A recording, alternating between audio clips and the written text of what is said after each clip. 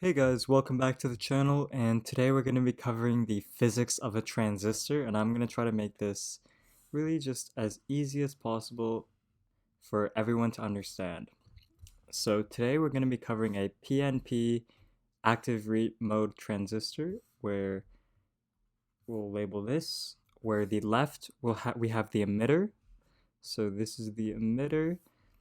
In the middle we have the base, and on the right we have the collector.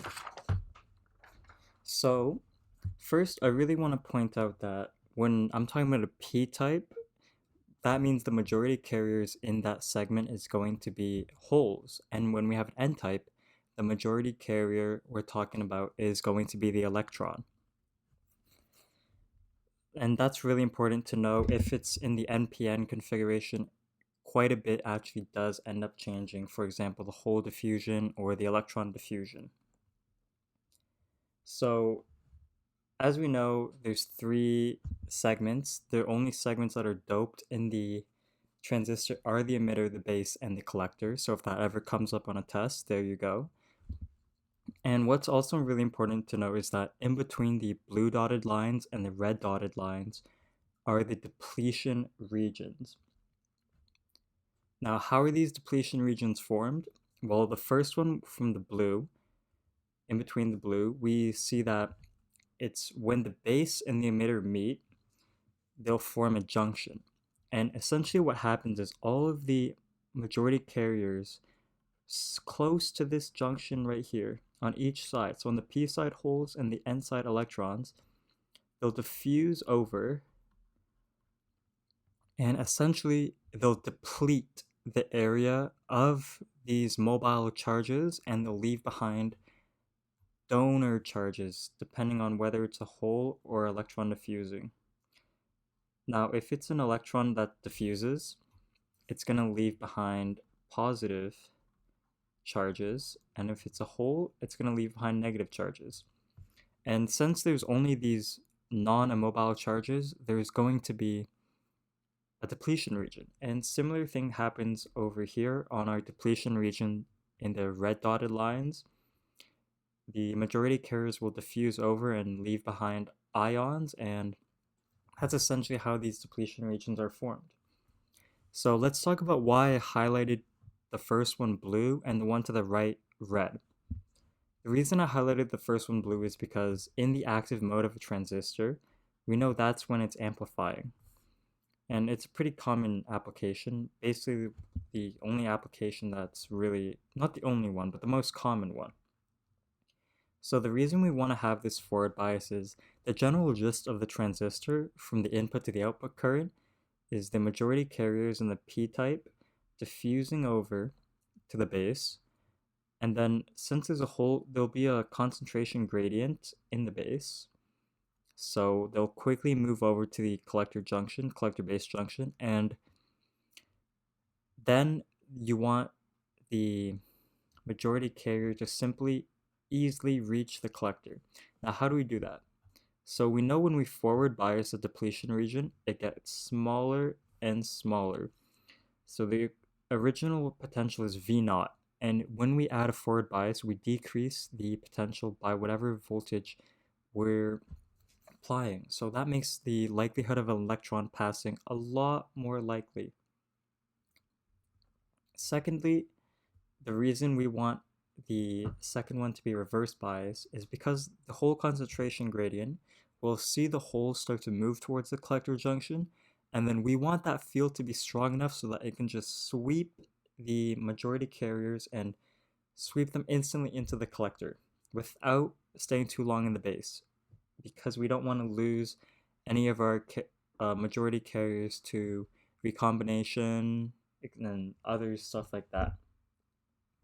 So let's talk about how the current is actually defined, or what actually defines the current. So the most obvious that we just talked about is obviously going to be the majority carrier diffusion into the base. But what's also really important is that there's also going to be electrons from the n-type that are the majority carriers diffusing into the emitter. So that's going to essentially make up our emitter current. the battery here at the emitter terminal will have to supply all the all of the holes lost from this, and it'll also have to attract this electron to the battery terminal. So this electron will travel all the way over here and get attracted by the battery. And next we have the base current. So the emitter current's usually the largest. It always is the largest. And we have the base current. This one's really small. So essentially there's only two factors affecting the base current. The first one is going to be the majority carriers from the emitter. Once they reach the base, they can potentially become lost by recombination with some of the electrons inside this base. So if it becomes too close, so if a hole becomes too close and it can recombine with the electron, and that electron hole pair will be lost by recombination, and the battery on the base side, so this terminal here, will have to replenish all of the holes lost, or all of the electrons lost by recombination. And the other factor is through, sorry, I should have drawn the electric field up here. Remember, the electric field's always from positive to negative ions as well. That's really important. So the final one is the reverse saturation current, or the leakage current, sorry, which is only happens in the reverse bias depletion regions. So what essentially happens is they're thermally generated, so through lattice vibrations, for example, an electron hole pair will be generated inside this depletion region, and what the electric field does, it's so strong that it'll just rip them apart and bring the electrons. The electrons will go into the n-type and holes the p-type. So, and then essentially what happens is these electrons will become attracted by the terminal, and they'll all flow to the terminal of the battery.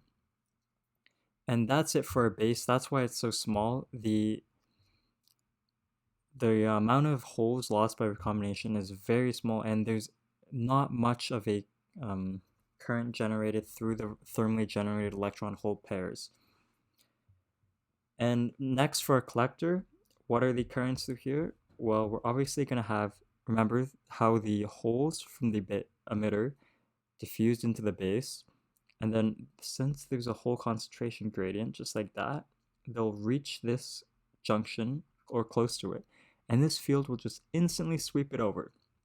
So that's why they say that the emitter current is so close to the collector current, because most of the emitter current is simply just going to reach the collector current through diffusion and electron, or diffusion and drift. So, and finally, we know that the thermally generated electron hole pair is going to have the hole come back to the p side and reach the battery. So that's going to also contribute to the collector current. Now the currents go through, the emitter is the largest current, the base is the second largest, and the collector is the third largest. Or sorry, the base is the third largest, and the collector is the second. Yeah, do not mix that up. The base is much smaller than the collector. It's usually around a factor beta, so that's usually around 100. So what we also have to take into account is that these thermally generated electron hole pairs that get separated by the electric field. Even if we have zero emitter current, which is going to be our input current, this current will still be present. So even when we look at an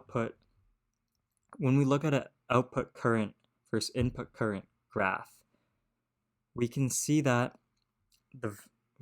even when the emitter current is zero, there's still going to be a slight collector current, and that's because of the thermally generated electron hole pairs. And now, finally, one of the most important topics is, you might notice that the emitter is so much larger than the base and the collector, which are around the same size. You might be wondering, why is that? Well, essentially, what actually has to happen is the emitter has to have a huge concentration of majority carriers. It has to be extremely heavily doped. So this should actually be a P plus to signify that it's very heavily doped. And now why do we want it to be very heavily doped? Well, essentially what happens is we know that the emitter current is approximately equal to the collector current, right? But remember, the reason why the emitter current is not actually exactly equal to the collector current is because the emitter current is getting a little bit of a boost from the electrons diffusing into the emitter current. And these electrons that diffuse into the emitter current are not going to contribute to the collector current. So that's why the emitter current is going to be just a little slightly bigger than the collector current. And that's why it's not actually unity. So essentially, the whole reason it won't be a current amplifier because it'll be around 1-to-1. You'll actually be probably losing a little bit of current. But the reason we have such a heavily doped emitter is because if we don't, and let's say the emitter and the base are pretty equally doped, what'll happen is we'll see the emitter current from the holes diffusing into the base, flowing into the collector. We'll actually see that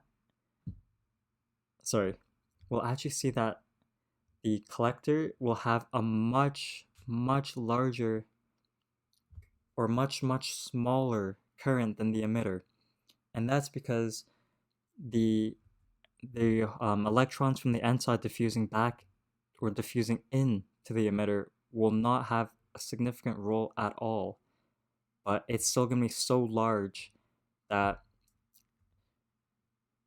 it'll affect how the emitter current actually is, because the emitter current here, we can write this as emitter current from the hole plus the emitter current through the electron. So if we have let's say the emitter hole and emitter electron is 0.5 each. Let's say they're equally doped, so we can say 0.5 plus 0.5. But then the collector current is really going to be dependent on that emitter current from the hole. So it's only going to be around 0.5. So that means the emitter current is going to be 1 and the collector current is going to be 0.5. You're losing a lot of current if this happens. You're basically, if you put in 2 amps, you're only going to get 1 amp back, and that's really bad. That's a waste of current, and it'd never be a good application to do that. So that's essentially why that we have such a heavily doped emitter and why it's so much larger. Thank you guys so much for watching. I hope you really learned something from this. And if there's anything that I can do to improve, please let me know in the comments.